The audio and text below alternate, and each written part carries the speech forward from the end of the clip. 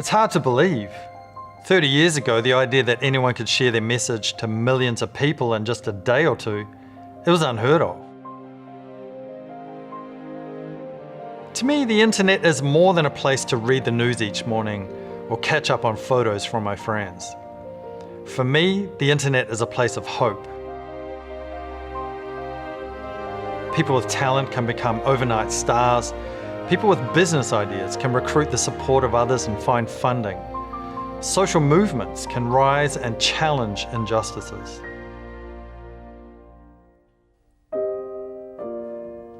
If you take away someone's ability to be social, they'll suffer. So the internet has allowed us to do something we couldn't have predicted, and something that's fundamental to human nature. And that's the ability to maintain a sense of recognition, a sense of respect, and a sense of acceptance through social connectedness. Those who complain that the internet has increased social isolation and withdrawal could not be more wrong. The internet has increased the intensity of social and civic engagement to a level that we never thought was possible. Before the internet, we might have spoken to 5 different people in a day. Nowadays, we routinely broadcast to thousands.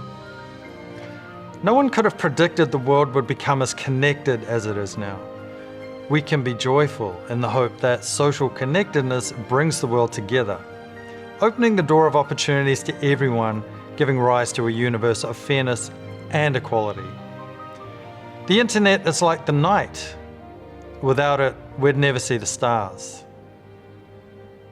This class is about why things go viral.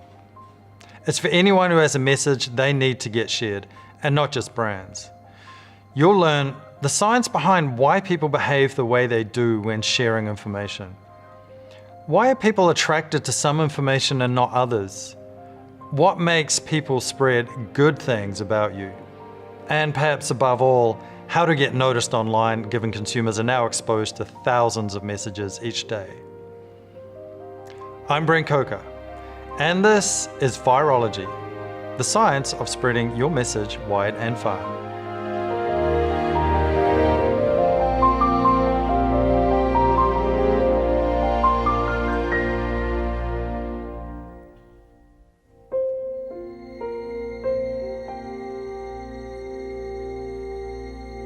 I started to research why things go viral pretty soon after I got hired by the University of Melbourne back in 2008, around the time YouTube was starting to get really big.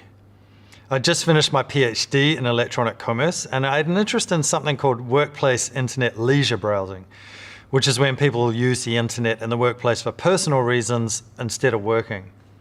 This was back in the days before smartphones. So I ended up doing a study that was looking at how much money was being lost each year from people browsing the internet when they should have been working, the so-called freedom to surf study. I had this theory that actually no money was being lost, contrary to popular beliefs at the time, since employees needed external access to the internet while at work to organize their lives. I mean, if you blocked off internet access, then employees would be resentful, ultimately less loyal, and ironically less productive. In other words, blocking the employee access to the internet was the wrong thing to do. Well, soon after I completed the study and the university put out a press release, I woke up one morning to thousands of emails and my phone was ringing off the hook. The press were reporting about new research which had found that it was okay to surf the internet for fun while people were in the workplace, something everyone wanted to do. My study had gone viral. But I remember feeling pretty uncomfortable with what was happening. I mean, my study was perhaps interesting, but it was also relatively trivial. I mean, there were others who were discovering drought-resistant crop strains to solve world hunger or important advances in curing cancer. It seemed to me they weren't getting the attention they deserved, while my trivial study was getting a lot of attention. So I started to study why things go viral. Surely it can't be a function of randomness, I thought. I started to uncover why things go viral and the secrets to building a strong brand.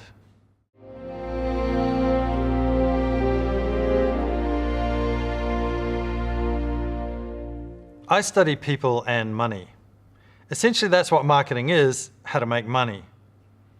Money makes the world go around, as they say, and I've always been curious about how people react to having money, not having money, and how they spend money. I read a story about a guy in China who sold his house and liquidated most of his assets to buy Bitcoin. This was near the end of 2017 when the price of Bitcoin rose almost 2,000% that year. He had invested everything he owned into cryptocurrency on an exchange that unfortunately went bankrupt. And he lost all his Bitcoin. Essentially, he lost everything he owned. They found him a few days later outside the exchange holding a razor to his wrist, threatening to commit suicide. The pain of losing his money was unbearable, and he no longer wanted to live. Most people will do almost anything to get money, but they'll also go to great lengths to avoid losing money. People feel the most terrible pain when they lose it. Whether it's a bank robber risking his freedom, a gambler gambling his last dollar, or a trader buying Bitcoin in the hopes of the price increasing, risk is always correlated with reward. In business, it's the same. Business owners borrow huge sums of money in the hope that whatever it is that they're selling solves a big enough problem so that people will want to buy it. It's risk. When you think about it, what a business owner spends all of his time doing is essentially reducing that risk to keep the wolves from the door. And in some sense, your brand is that door.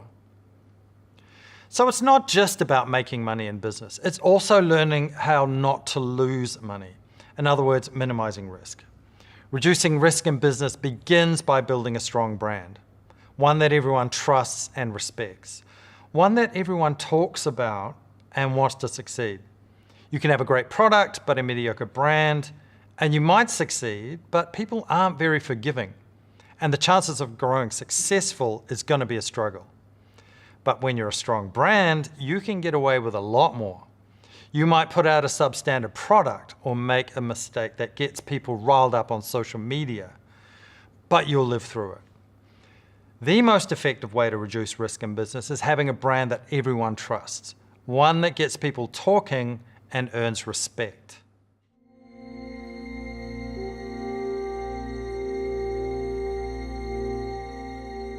Brands have personalities. Strong personalities get talked about. My most important advice for anyone wanting to build a strong brand is try to be unique. Ultimately, that is what will grow your company and attract customers to you over your competitors.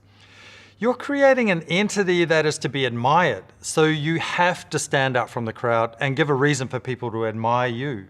Compare UPS to FedEx or Apple to Microsoft. These companies are in the same market competing for the same customers, but their personalities are very different from each other. Consumers form an impression about your brand with every point of contact they have with you. From your interactions with your staff to how clean your company van is, each point of contact adds to an image of what your brand is all about, how likable you are. So treat your brand like a person. Build a strong personality. Every social media update, the colors you use, the style, your actions, everything needs to be consistent. Match the belt with the shoes.